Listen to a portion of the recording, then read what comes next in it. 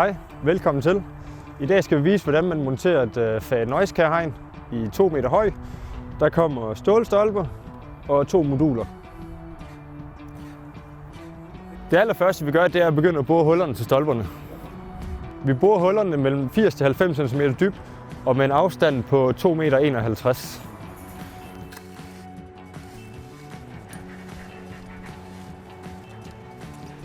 Nu har vi boret det første hul 90 cm dyb.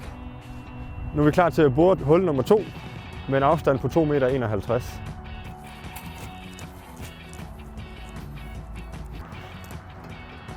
Så er vi klar til at sætte stolpen ned i hullet. Så tager vi lige vores lodstok og ser, om den passer. Om hullet passer over til snoren, så vi får en lille linje. Det gør den. Til et 2 meter højt Noise Care hegn skal stolpen være ca. 2,4 meter høj, så der lige er lidt luft i toppen. Så tjekker vi højden for at se, om den skal længere op eller længere ned stolpen. Her skal den lige et par centimeter op, så tager vi noget beton i bunden. Vi har lige spændt en snor ud, så vi er sikre på, at stolperne kommer til at stå helt lige over for hinanden.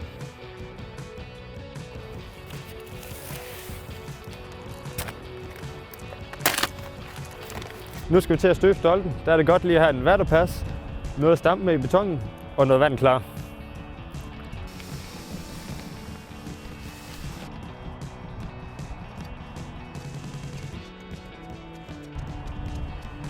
Så har vi fået støbt den første stolpe, så er vi klar til at støbe nummer 2. Her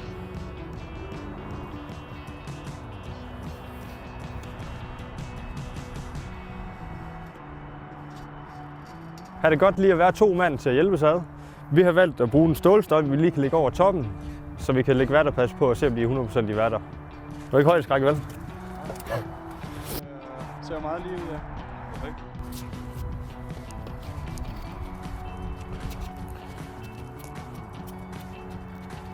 Så er begge stolper sat, så er vi klar til at hænge moduler op. Her anbefales det at være 2 mand igen.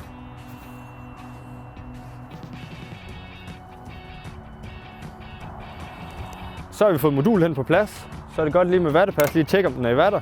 Så er vi klar til at skrue de selvskærende skruer i de forberedte huller.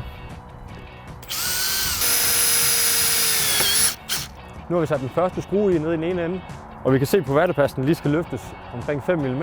Så er det godt lige at være 2 mand til at lige hjælpe med at løfte op og skrue på samme tid. Før vi sætter den næste modul ovenpå, sætter vi lige de sidste skruer i de forberedte huller.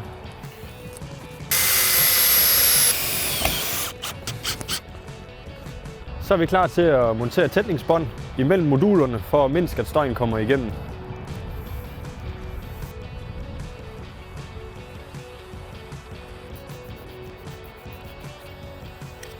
Så har vi monteret tætningsbånd, så er det bare at sætte det andet modul ovenpå og skrue det fast.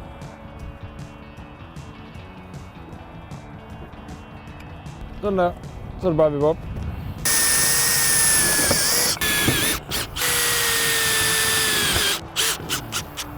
Så er vi blevet færdige med at montere Noise Care hegnet, som i al sin enkelhed er et pænt og funktionelt hegn.